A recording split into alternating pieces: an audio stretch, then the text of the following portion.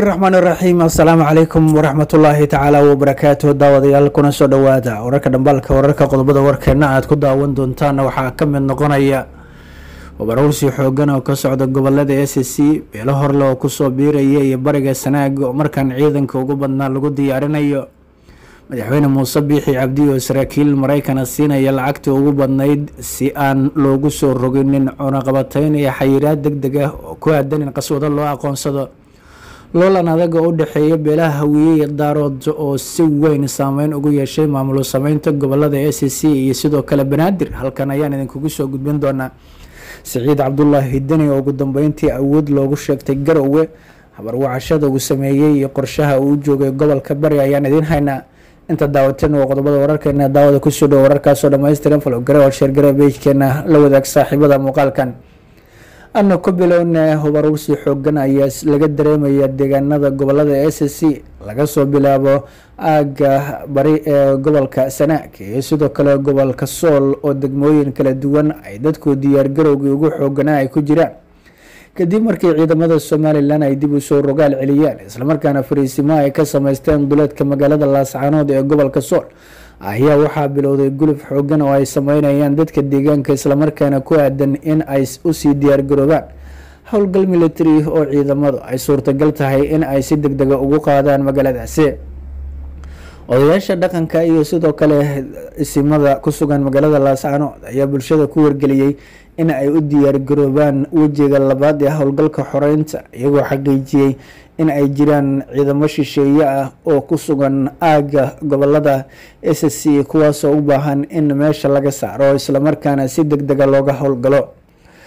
waxaa la xaqiijiyay in ay ku soo biireen gurmadna ay dirayaan beelaha dega aaga bari ee gobolka Sanaag gaar ahaan beesha warsangeli oo doonaysa inay dhulbahanta ku garab istaagto howlgalkan maadaama loo socdo maamul sameyn iyo sidoo kale SSC oo ka hoos baxda Somaliland qorshahan ayaa bilowday wixii ka dambeeyay markii isimada dhaqanka iyo sidoo kale qaybaha kala duwan ee hoggaanka bulshadu ay ku heshiiyeen habka loo jaangoonayo loona dhaqaajinayo mustaqbalka gobolada SSC iyo sidoo kale sida ay tahay in maamul rasmi ah loogu sameeyo wararka la helayo ayaa waxay sheegayaan sidoo kale in ciidanka Soomaaliland ay helayaan gurmadyo dheeraad oo iskugu jira ciidan laga keenay deegaanada miyiga oo dadka deegaanka ah iyo sidoo kale ciidan cuslayn oo ka yimid dhinaca aaga magaalada Hargeysa oo ay xukuumaddu ka soo saartay xiriyaha ciidanka iyo sidoo kale fariisimada kale ay degan yihiin iyadoo lagu kaabay laguna cuslaynayo ciidanka kale ee hore ugu sugnaa gobolka Sool gaar ahaan duleedka magaalada Laascaanood xukuumadda Soomaaliland ayaa ku faraadeegtay in ay sii hayso aaga deegaanka Tukaraq iyadoo halkaasi ka sameysay fariisin weyn waxaana la xaqiijiyay in guud ahaanba meesha ay ka baxeen oo shaqada laga joojiyay saraakiisha ka soo jeeda deegaanada SSC kuwaas oo qaybaha hoose ee ciidanka iyo sidoo kale si madax u yaala inta mooye inta kale laga saaray liiska ciidanka isla markaana ay qaarkood si gaar ah xukuumaddu xilligan u baadigoobaysa sidii mar kale ay gacanta ugu dhigi lahayd isimada iyo odayaasha dhaqanka ayaa ku adkaystay in ay magaalada sii difaaci doonaan Laascaanood dhinaca kalena madaxweyne Muuse Biixi Cabdi ayaa bixinaya lacagtii ugu badnayd oo siinayo saraakiil sarsare oo ka tirsan dowladda Mareykanka si looga difaaco isla markaana uga baaqsado baaris dhab oo la sameeyo iyo in loo aqoonsado qaswade dhibaatooyin ka geysanaya deegaanada gobolada waqooyi iyo sidoo kale guud ahaan Somaliland sida ay xaqiijinayaan wararka madaxa bannaan ee laga helay xarunta madaxtooyada madaxweyne Muuse Biixi Cabdi ayaa saraakiisha baarista sameynaya dabagalka ku hayay iyo kuwa hay'ado caalami ah waxa uu ugu yeeray in ay si degdeg ah u soo gaaraan xarunta madaxtooyada wada hadallo kadibna waxa uu ballan qaaday inuu bixinayo lacag malaayiin dollar ah oo ka baxaysa qasnaada dowladda isla markaana uu doonayo in uu ku qarash gareeyo sidii uu kaga badbaadi lahaa xayiraad dhinaca socdaalka mid maaliyadeed iyo in loo aqoonsado qaswado dagaal oo Somaliland ka dambeeyay rabshadihii ka dhacay Hargeysa iyo sidoo kale qalalaasaha iyo xasuuqa ba'an ee ka dhacay magaalada Laascaanood ee gobolka Sool oo ay ka dhalan karaan dambiyo dagaal sida ay aaminsan yihiin quburada dhinaca militariga iyo sidoo kale dadka aqoonta durugsan oo leh arrimahooda madaxweynaha ayaa waxaa la xaqiijiyay inuu la kulmay saraakiil ka socota ciidanka ku sugan aaga qaaradda africa ee africom loo yaqaano ee mareykanka wuxuu ka dalbaday in argagixiso hubeysan loo aqoonsado dadka kasoo horjeeda ee ku sugan laascaanood, sidaa daraadeedna la beegsado shakhsiyaad gaar ah oo magacyadooda uu gudbiyey, islamarkaana ay ka mid yihiin kuwa ugu haldoorsan garaadada beelaha dega gobolkaasi. waxaase arrintaasi ay u cuntami weyday saraakiisha africom, kuwaas oo doorbiday inay ka aamusaan, balse madaxweynuhu uu ugu bedeleeyo sida xogtu ay tilmaamayso baaristoodu si aynan u noqonin mid gulbisa xaqiiqada dhabta ah inuu bixiyo lacag malaayiin doolara oo lagu qarash garaynayo hor istaagidda baaris walba oo lagu sameynayo arrintaasi. hay-adaha iyo sidoo kale shakhsiyaadka u dhaqdhaqaaqana dhinaca baarista iyo dabagalka xaquuqul aadanaha iyo xadgudubyada ka dhanka bulshadana waxaa iyagana la doonayaa in aynan haba yaraatee arrimahaasi wax ka qorin kana hadleen. loolan adag oo u dhexeeya beelaha daarood iyo hawiye kuna aadan maamulo sameynta gobolada SSC iyo sidoo kale banaadir ayaa cirka isku shareeray, waxaana soo ifbaxaya mas-uuliyiin sarsare oo ka tirsan dowladda federaalka kuwaasoo miiska soo saaray doodan u dhexeysa labada beelood kuna aadan loolanka dhinaca awoodda ee ka dhexeeya islamarkaana muddaba soo taagnaa. sida xogta aanu ku helayno xubno uu hogaaminayo wasiirka arrimaha gudaha iyo sidoo kale saraakiil kala duwan oo xilal kasoo qabtay heer federaal iyo heer dowlad goboleed ee puntland iyo galmudug ayaa waxa ay markaana kusoo biireen loolankan adag, iyadoo weliba la doonayo in laga heshiiyo awood qeybsiga gobolka banaadir iyo sidoo kale awood qeybsiga SSC.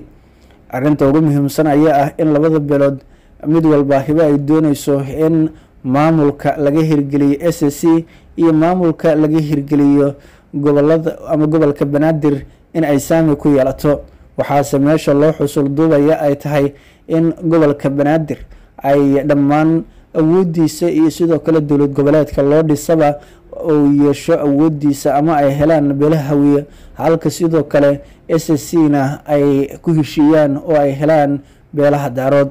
inta gobolka banaadir ay hortaagan yihiin siyaasiyiin uu ka mid yahay madaxda puntland iyo jubbaland iyo xubno kale oo u arka in awood qeybsiga beeleed looga badanayana, waxa ay kuwa kalena ay iyaguna doonayaan inay sii hortaagnaadaan geedi socodka la doonayo in maamul goboleed uu kaga dhismo SSC, maadaama awoodda dowladda iyo sidoo kale fulinteedaba ay tahay mid labada dhinacba ka dhexeysa. wasiirka arrimaha gudaha iyo xafiiska ra-iisul wasaaraha xafiiska madaxweynaha ayaa la xaqiijiyey in doodaasi ay taalo. waxaa sidoo kale loo gudbiyey madaxweynaha puntland siciid cabdulaahi deni, inkastoo deni uunan jeclaysan in dowlad goboleed laga aasaasay SSC maadaama maamulkiisa qeyb ahaan xildhibaano iyo sidoo kale wasiiro intaba ay ku leeyihiin oo uu doonayo inuu maamulo oo canshuurta uu ka qaado dadkaasi. balse xilligan marxalada lagu jiro oo dadku ay doonayaan in ay qori afkiis ay dowlad goboleed ku dhistaan iskana saaraan somalilan ayayna puntland u suurtagelaynin inay SSC maamusho. silaba haatee labada dhinac ayaa mid walba hibo waxa uu doonayaa in loo madax banaaneeyo maamulka hirgelaya, iyadoo weliba la doonayo in laga heshiiyo saamiga lagu kala yeelanayo labada dhinac. gobolka banaadir ayaa qorshaha waxaas ku jira in loo dhiso dowlad goboleed islamarkaana leh qaabkad maamul oo laga saaro meesha in madaxweynuhu uu guddoomiye u magacaabo, waxaana arrintaasi muddaba hortaagnaa siyaasiyiin kasoo jeeda deegaanada puntland jubbaland islamarkaana isku hayba, halka sidoo kale loo soo jeediyey in si loo dhiso loo dardargeliyo gobolada SSC maamulkeeda loo baahan yahay in mas-uuliyiintaasi ay ka tanaasulaan arinta hor istaagidda gobolka banaadir. waana mid doodeedu ay socoto oo ah qeybtan ii nabadgeliyaan qeybta ku nabadgeliye,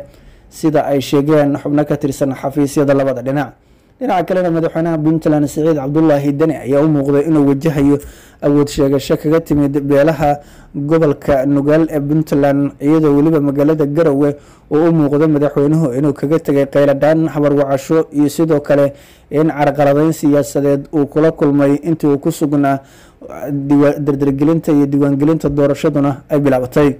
madaxweyne Siciid Cabdullaahi Dani ayaa dhowaan iskaga dhaqaajiyay aaga magaalada Garowe caasimadda Puntland waxa uuna dib ugu laabtay gobolkii uu ka soo jeeday ee Bari halkaas oo uu tagay sidii uu la kulmi lahaa ismada dhaqanka Puntland waxaa loo hirgeliyay loona aqbalay in doorashadu ay ka dhacdo gobolka Bari gaar ahaan magaalada Boosaaso iyo deegaanada ku xeeran inkastoo dadku ay dareemayaan sida ay xaqiijiyeen wax isdaamarsiinaya musuq xoogan balse habbeeleed iyo habarwacasho kadib ayaa Dani loo ogolaaday diiwaangelinta hubeysan ee doorashada qof iyo cod ee dowladaha hoose balse gobolka Nugaal beelaha dega ayaa ku gacan sayray in ay aqbalaan diiwaangelin hubeysan oo doorashadeedu ay noqonayso mid saaxiibada Siciid Cabdullaahi Dani ay saf dheer soo galaan isla markaana xilalka ay ayagu helaan